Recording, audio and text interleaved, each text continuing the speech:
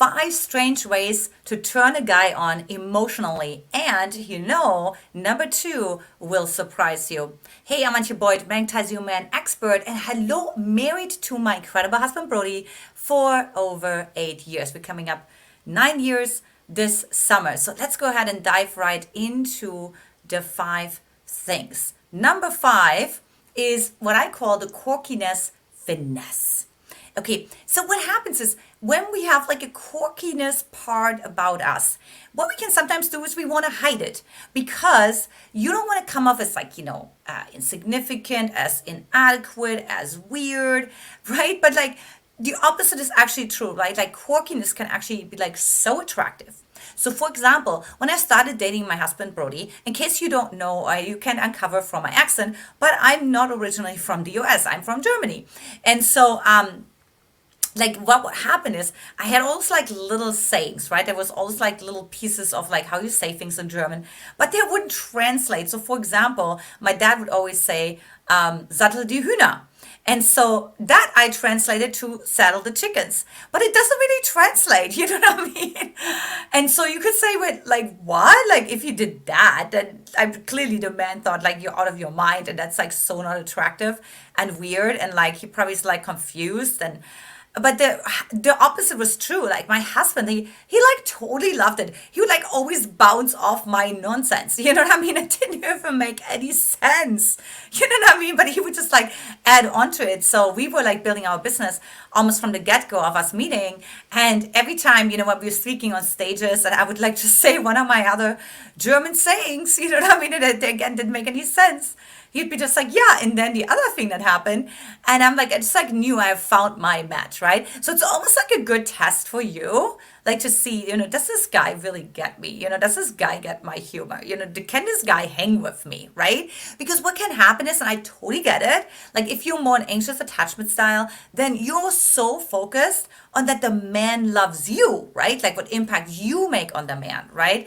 And like, if you can say more things that he likes you, that you get his approval, that you fit into his world, but you actually want to see, does he fit into my world? Can he hang with me? You know what I mean? Like, I know, what a concept, right? So you're welcome. So you get to actually transform your love life just by that, right? And needless to say, now it's one of my signature things. Like people just like know, they're like, I just like love when you're raw and real and you're doing all those funny things. And even on my coaching calls with my clients, we're having like a blast. We're having so much fun. You guys, dating is not that serious all the time. You know what I mean? Let's have some fun. Number 4 is what I call your attraction alchemy. And what I mean by that is you have unique combinations about you, right? Like maybe you're like really smart, but you're also like very sensual. So it's very surprising, right? Because you would think like more, oh, this is almost more like somebody who's like really mental, so probably more masculine. Oh, she's like very sensual, so more in her body, more feminine, right? But like, wow, she has the combination of the two, right? Or maybe you're like a comedian, you're like super hilarious, but you're also like super deep, and you can like really like talk about like theology or like the Bible or like deep spiritual principles, right? Like you're like extremely deep. And so those are like unique combinations, right? And when you're allowing your unique attraction alchemy to shine, the man is going to be extremely attracted to you. Now, one way how we teach that in our program is for our archetypes. So archetypes mean you have different energies inside of you. So you can have a very playful energy inside of you that I lovingly call the little girl, right? You can also have the really like just sort of like uncontrolled part inside of you that just wants to like let her hair down, go all wild, go all out, right? That's a wild woman, right? She's like really embodied. Then you also have like that hardworking part inside of you that like I can just hanker down, I can just get stuff done, right? Women who come to me, they're like, I'm like, they don't take no prisoners, right? You know what I mean? They just get stuff done, right? So very strong worker bee, and so on and so on, right? So we have all those different parts inside of us, but we have them to different degrees, and that makes you you.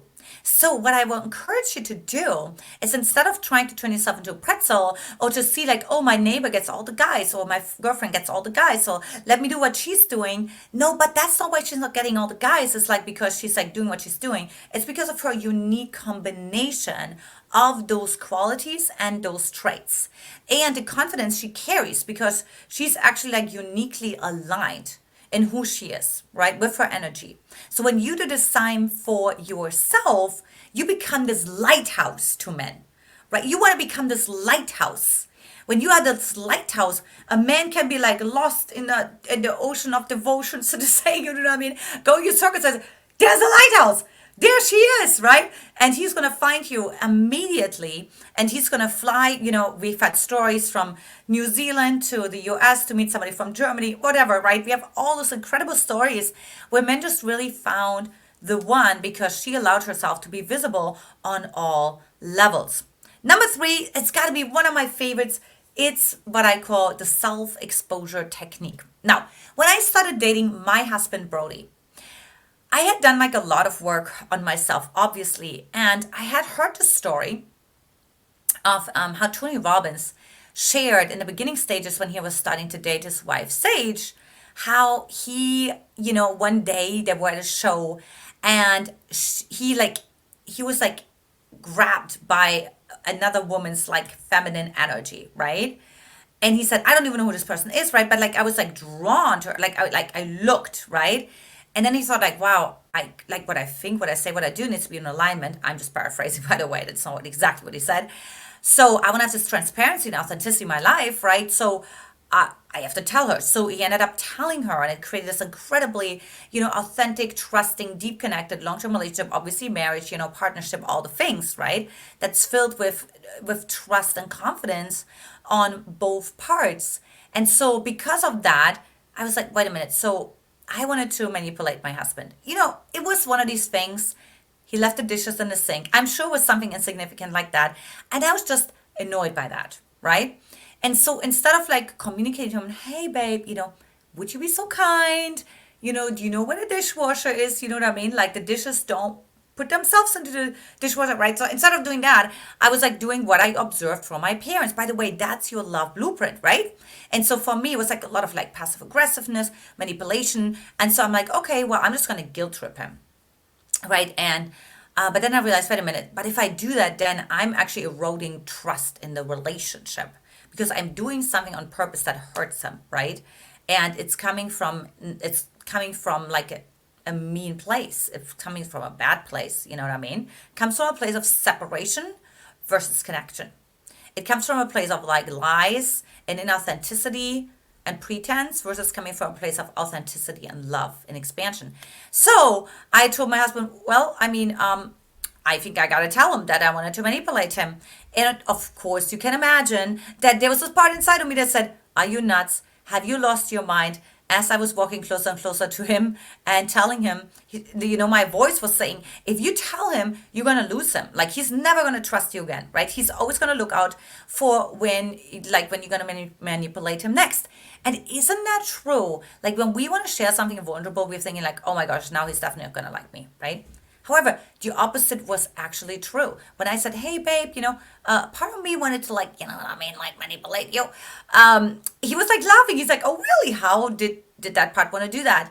And we had just a good laugh, and it created this incredible bond between the two of us. And a couple of weeks later, he shared something that like his part wanted to do, and so on and so on. So we had like so much fun.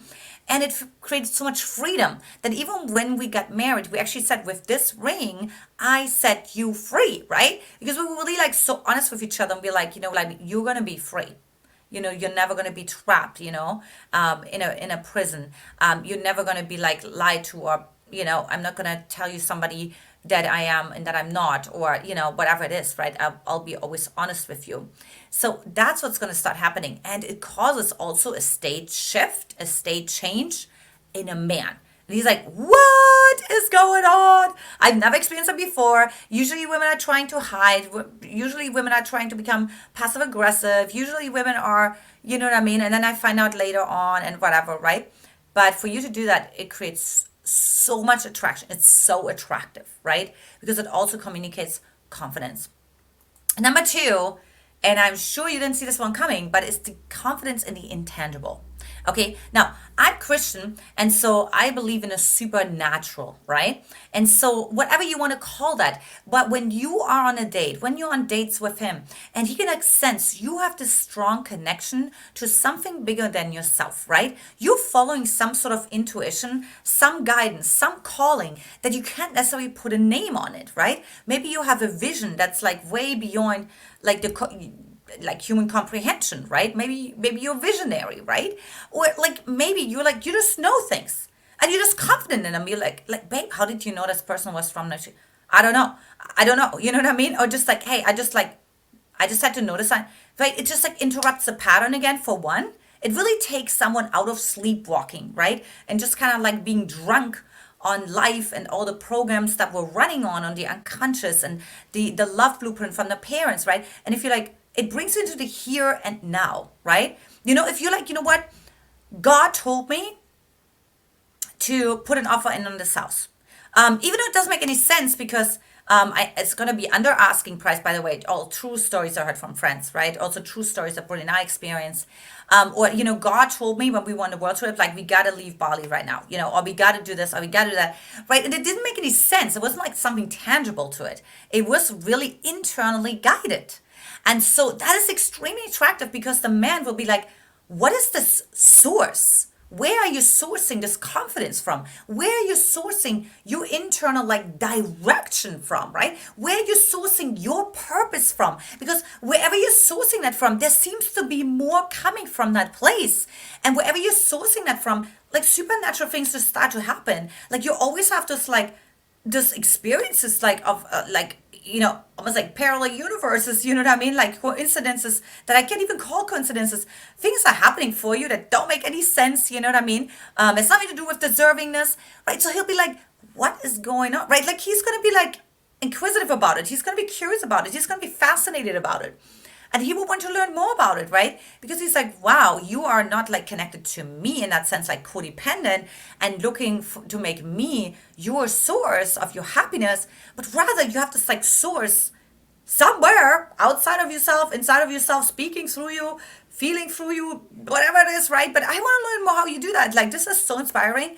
I want to learn more to be that, to be bigger, right? To have a bigger impact in life. And finally, number one, what I call the impact quotient. Now, when you let a man know what impact something had on him, it's going to turn him on emotionally, right? So if you say, hey, babe, thank you so much for whatever, let's say for paying for the bill, okay? Because that made me feel like so seen and so met and so honored, right? That you don't just see me as like, I'm hardworking and I can do everything myself, but that you actually saw that part inside of me that loves to be taken care of, despite me being very well able to take care of myself when I'm walking out my Gucci bag. You know what I mean? So, whatever that is, right, babe, thank you so much. When you were vulnerable with me, when you were sharing like how you felt, I just felt like you really trusted me, right? So when you communicate emotions, you hand him this like emotional map. You're handing him an emotional resume. And then he, for one, he said, that's right, I did that. You know what I mean? He's going to be proud of himself, right? He's going to be like this hero. You know what I mean? He's like, yes, I made her day. I won. You set him up to win, but also you have him understand that you're not just saying something from like a manipulative place or from a bitchy place or from a commanding or controlling place, but rather like this has a true impact on me, right? And so this is like a big piece because they will actually really understand that language and will make you even more fulfilled. And then lastly, thank you for those of you who stayed until the very end. Here's the bonus, the open loop phenomena. Become extremely good at ending the date early, right? When you have the most amount of fun on the phone call, maybe you just talk to each other, some jokes, maybe you figured out that you have the same similar childhoods. That's right, when you're like at that top tension of that conversation, then you're like, hey, it's been so fun. Let's continue the conversation another time, right? I'm gotta get ready for bed, right? Whether that's like, I gotta go meditate, I gotta connect to myself, I gotta recollect what's been happening for myself today. Because here's the honest truth, right? I don't want you to use this as a technique.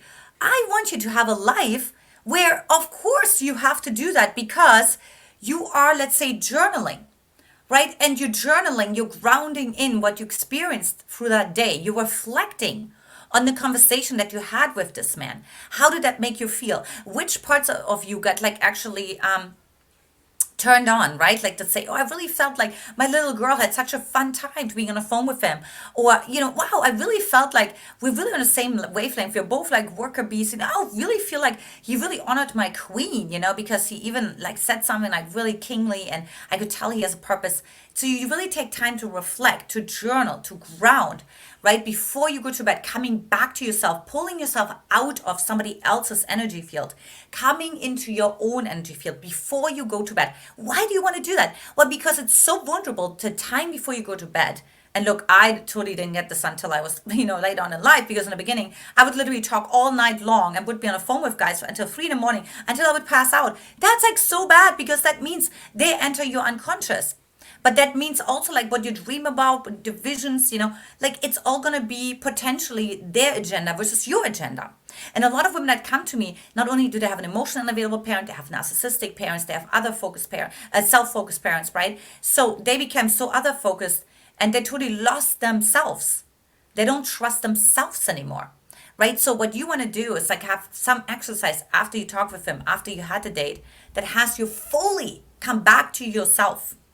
And only go to bed when you're fully back with yourself, back in your body, back with your thoughts, back with your feelings, back in your own essence. Does that make sense?